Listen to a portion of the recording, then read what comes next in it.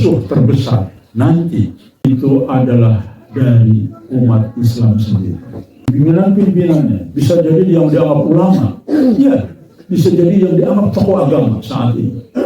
Itulah yang menghambat umat Islam percaya dengan Al-Mahdi. Ya.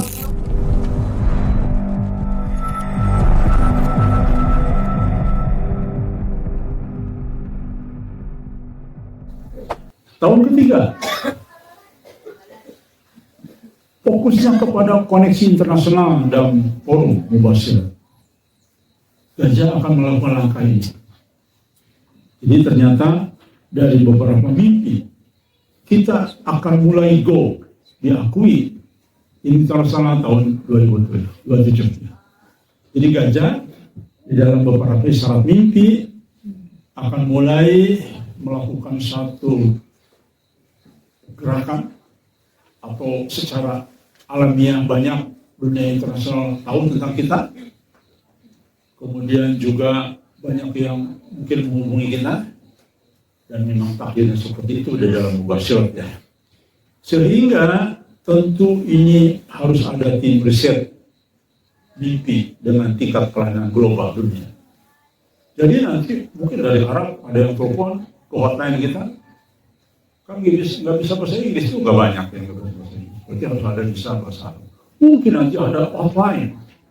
Timnya ada 10 orang barangkali kalau sudah go internasional. Yang bisa bahasa Inggris 3 orang. Yang bisa bahasa Arab 2 orang. Yang bisa bahasa Afrika mungkin 3 orang. Yang bisa bahasa Urdu juga mungkin. Jadi harus sudah kelas internasional nanti. Karena nanti manusia, masyarakat mulai percaya dengan mubashir. Makanya manusia nanti terbelah. Ya.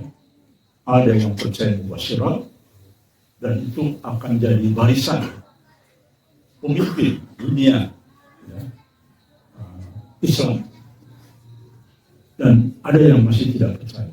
Itu akan masuk kepada kelompok berseberang. Ya, yaitu kemungkinan besar kalau dia tidak sadar pada waktunya menjadi pengikut gajah.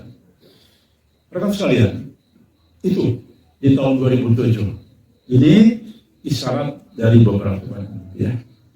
Kemudian membangun hubungan komunikasi mimpi luar negeri. Jadi kita tidak hanya sekedar menerima penyerahan mimpi dari berbagai kalangan, di berbagai dunia, tapi bagaimana koneksitas antara mimpi kita dengan mimpi mereka menjadi satu puzzle yang harus dihubungkan. Bisa jadi kita tahu nasib negara Islam di Afrika seperti apa. Kemudian apa hubungannya dengan Indonesia. Kemudian kita mungkin tahu di Eropa Timur yang mayoritas negara Islam. Mungkin banyak yang bermimpi di sana.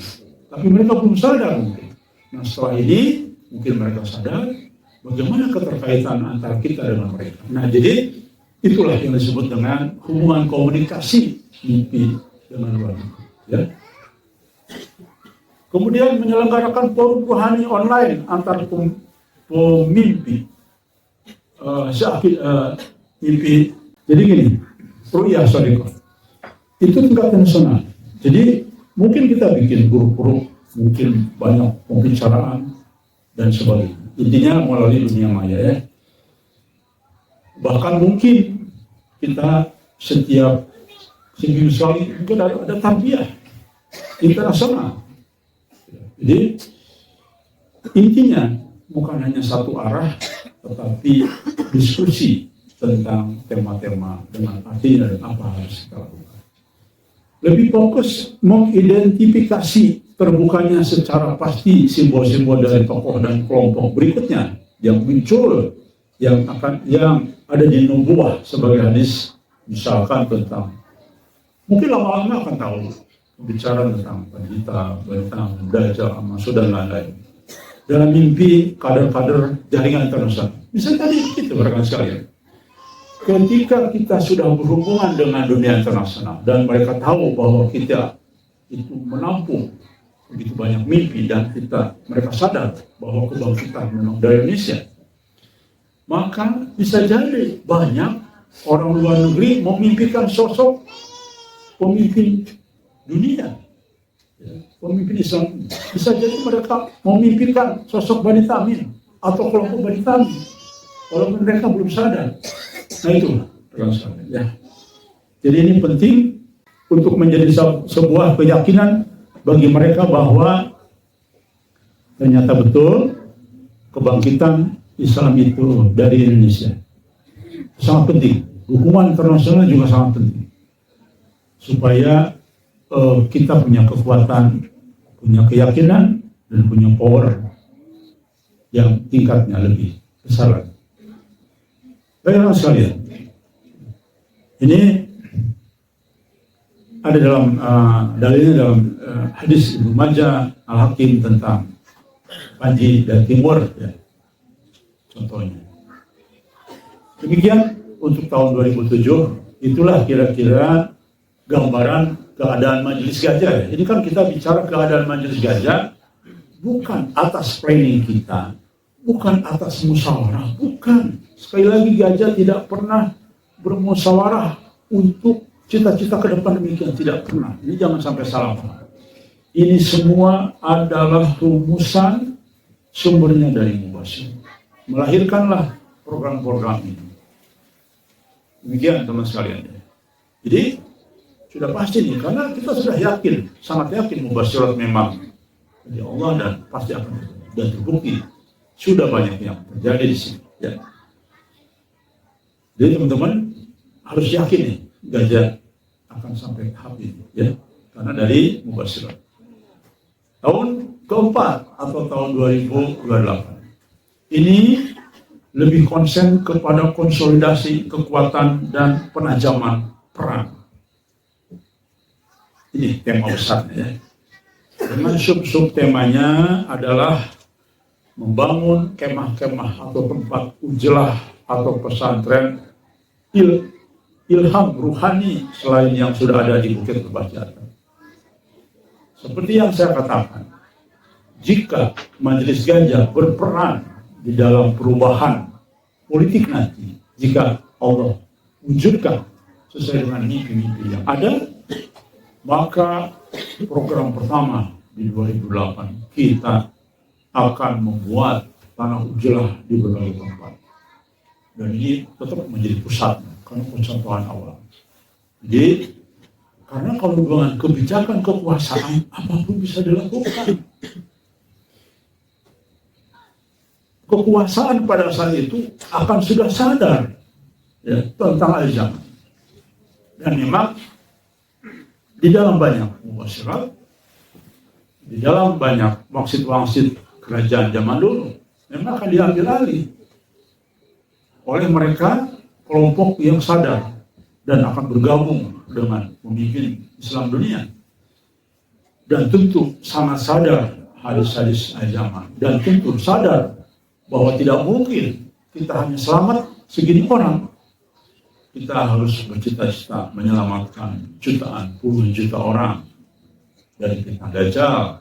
Maka nanti suka atau tidak suka, mau atau tidak mau, di dalam mimpi ada isyarat bahwa Majelis Gajah harus siap menyiapkan lahan banyak tempat. Nah itu, mereka yang menyiapkan lahan banyak tempat suruh training di sini dulu, 1 bulan di sini dulu, atau seminggu. Keadaan darurat mungkin cukup 3 hari, kembali bangun di sana. Dan mereka semua berpusat di sini, insya Allah. Ya. Nah begitu, rekan sekalian. Jadi tergambar oleh teman-teman sekalian dari mimpi ketika fajar-fajar disusun seperti itu kan nanti, ya. Kemudian kita harus melatih, mendidik 70 kader utama sebagai pemegang panji komunitas sesuai isyarat dalam kitab-kitab ulama dan mubasyirat. Ada mimpi angkanya 70, ya, orang yang nanti siap membayar. Yang lain belum ditujukan, hanya beberapa orang yang sudah ditujukan sebagai satu informasi. Dan angka 70 ini sering ternyata dalam mubasyirat. Ya. Dulu demikian juga ada. Dan angka 7 juga, anehnya juga ada angka 7. Dan alhamdulillah ternyata majoriti ya, orang gajah. Dan alhamdulillah dimimpikan orang lain dalam waktu yang berbeda, beda tahun, ada yang beda 3 tahun, beda 5 tahun, nggak saling kenal, bahkan dia juga tidak tahu mimpi ini, karena dulu kan belum aktif menyiarkan. Itu insya Allah, dan kita doakan terusnya. Ketua Majelis Gajah selalu ada di nomor 1. Berarti itu satu tanda bahwa teman-teman sekarang bergabung di tempat yang insya Allah atas kehendak Allah. Jadi itu saya ingin bangun optimisme kepada teman-teman, bukan ingin ria atau ingin sombong, tapi teman-teman harus yakin. Karena tidak mungkin berjuang habis-habisan kalau kita yakin hanya setengah-setengah. Nanti kalau yakin setengah-setengah bisa jadi korban dajjal, bisa jadi berselingkuh dengan buruh lain, bisa jadi macam-macam, bahkan menjadi berbalik, menjadi spionase dan sebagainya. Tapi kalau sudah yakin 100% bahwa ini adalah jalan yang paling benar, maka insya Allah teman-teman, walaupun dicabutin kuku, walaupun dicabutin giginya, yang keluar hanya kalimat la ilaha illallah, takbir, tahmid atau zikir. Itu kalau sudah keyakinan. Maka saya katakan tadi, insya Allah angka 70 itu mayoriti sudah terlihat, itu ada di masih di dalam. Nama-nama yang bermunculan belakangan yang tidak saya sampaikan ke teman-teman minggu baru itu tidak saya sampaikan, dan ternyata semua ada di Majelis Gajah. Ya, aneh. Bahkan ada mimpi dia tidak gabung kemana-mana katanya. Saya bilang, mohon maaf mas, saya udah keluarkan, udah saya lihat aja lah. Nanti saya nggak di grup Gajah, tapi saya dapat mimpi nikah. Ya nggak, silakan. Ternyata masya Allah, ada 2 nama muncul yang akan masuk kepada barisan 70 orang. Ya, dan ternyata orang Majelis Gajah. Nah, itu contoh. Dan ternyata tadi nama saya muncul, dan itu alhamdulillah Allah takdirkan demikian untuk kita terus yakin apapun nanti ujian ke depan, karena setiap langkah pasti ada ujian yang berat. Ujian harus dibarengi dengan keyakinan, karena ujian makin besar, keyakinan harus makin tebal. Ya. Sekali lagi, saya harus ada di 2 sisi. Pertama, bagaimana caranya masyarakat memahami. Kedua, saya juga harus mempertebal keyakinan teman-teman. Kenapa? Karena ujian nanti semakin berat. Dan ternyata memang ada dalam mubasyirat yang lain, walaupun sudah gabung ke Majelis Gajah, ada yang banyak yang putus di tengah jalan, ada yang tidak tahan dengan ujian, dan sebagainya. Itu fakta dari beberapa mubasyirat. Baik, yang saling terusan menyusun tim tanggap fitnah. Nah, nanti 2008 dalam mubasyirat itu, wah, kita diserang bahkan oleh intelijen dunia. Banyak rekayasa untuk menghambat pengetahuan umat, keyakinan umat kepada kita. Maka fitnahnya bukan lagi dari para helper, dengan supaya tapi tingkat dunia. Ya, berat. Makanya kita harus latihan sekarang. Latihan itu boleh, jangan cengeng. Nah ini, jadi jangan cengeng. Kecuali yang kecil boleh cengeng. Tapi kita ini jangan cengeng, ya, jangan mudah. Harus kuat. Karena apa? Nanti fitnahnya berat sekali. Jadi makanya kita harus bikin tim untuk merespon kelompok yang melampaui batas, atau togut, atau pembelakan Tuhan. Nanti di antara kita banyak yang membela itu.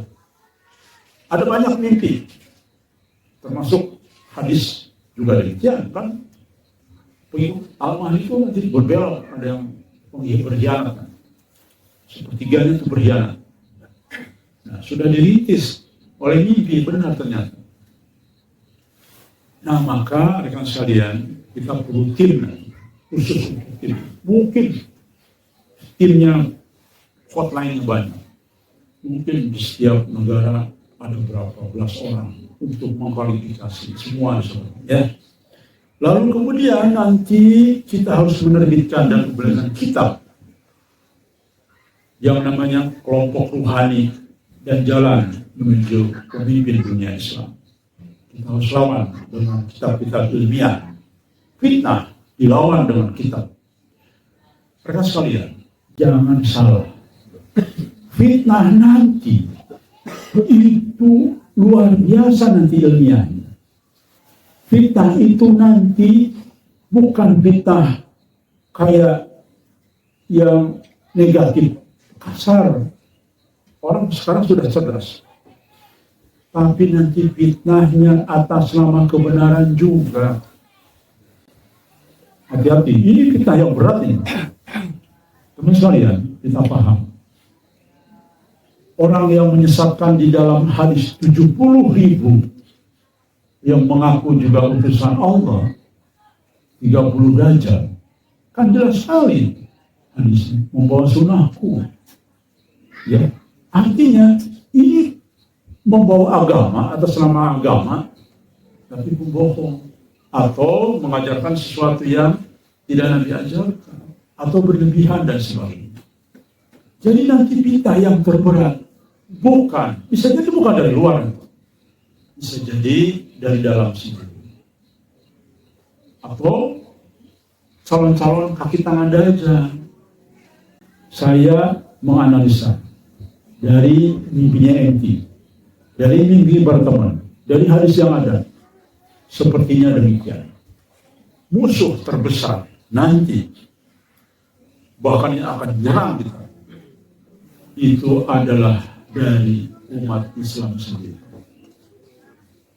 Di mana mereka adalah pimpinan-pimpinannya. Bisa jadi yang dianggap ulama, ya, bisa jadi yang dianggap tokoh agama saat ini.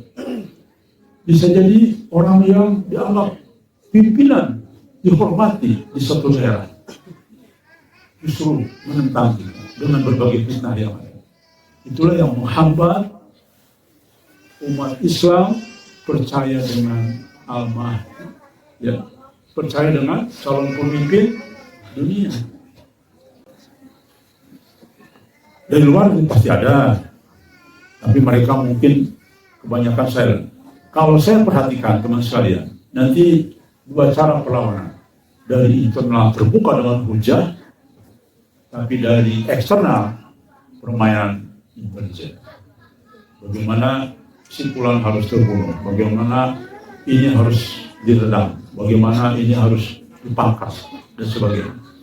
Maka seluruh orang-orang yang bergerak di dalam gerakan ruhani nanti harus tersaring orang-orang yang kuat, yang terpilih. Ya. Lalu kemudian nanti berikutnya ada perluasan pelatihan survival, logistik, dan strategi penyelamatan umat. Karena ini sudah fase-fase berat. Logistik berkurang, perang, kan ini dalam keadaan perang, kan? Perang luas, juga macam pergolakan di mana-mana terjadi. Bahkan nanti ada beberapa kepala negara dibunuh rakyatnya nanti, ada dalam mimpi Qasim, dibunuh sama rakyatnya. Mungkin diserbu istananya, mungkin sudah pada kelaparan sementara, mungkin di istana negara numpuk makanan barangkali, masih menerima tamu dengan wah mewah barangkali ya, rakyat akhirnya dibunuh presidennya. Nah, itu harus akan terjadi sesuai dengan hadis-hadis. Maka Majelis Gajah punya tanggung jawab. Bagaimana penyelamatannya? Karena akan terjadi demikian masa-masa sulit. Ini ada dalam Quran surat Asab dan ayat 4 dan Al-Qasas ayat 5. Tahun kelima, siaga umur pemimpin dunia. Maksudnya apa? Ini berarti satu proses yang teman-teman paham. Lihat saja, pemimpin dunia itu pada tahun 2029 usianya akan sekitar 51 atau 52 tahun. Sesuai hadisnya, sesuai Atsar. Dan siaga futuhat, apa artinya? Pertolongan, penaklukan, dan kemenangan. Jadi itu satu pergolakan puncak di tahun 2029 ini. Ini banyak mimpi yang dialami oleh teman-teman ya. Mengaktifkan jaringan komunikasi darurat dan penyelamatan. Majelis Gajah harus punya kemampuan ya, ini. Dan kita suka atau tidak suka, mau atau tidak mau, kita akan terlibat dalam urusannya. Ya. Melalui tangan apa nanti? Ya. Apakah Majelis Gajah terlibat di dalam pergolakan memimpin nanti ya, atau seperti apa? Walau kita lihat saja nanti. Tapi di dalam mimpi seperti ini syarat akan terlibat. Penyusunan bagian dari sebagian kader 313 dan futuhat artinya akan terlibat dalam fase ini. Dan pada saat itu kader Majelis Gajah sudah banyak, ada di mana-mana, di berbagai negara juga. Jadi insya Allah seperti itu. Oke, kemudian kita harus menyatukan jaringan rohani untuk menyambut panji-panji yang kumpul nanti di Pakistan.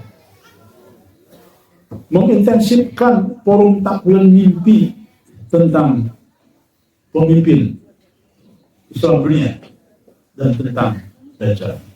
Nah ini rekan sekalian, teman-teman mau tahu nih, ada isyarat mimpi. Nanti pemimpin dunia yang memimpin dunia Islam justru akan dituduh Dajjal. Justru Dajjal akan dituduh sebagai pemimpin dunia. Ini akan dibalik-balik nanti.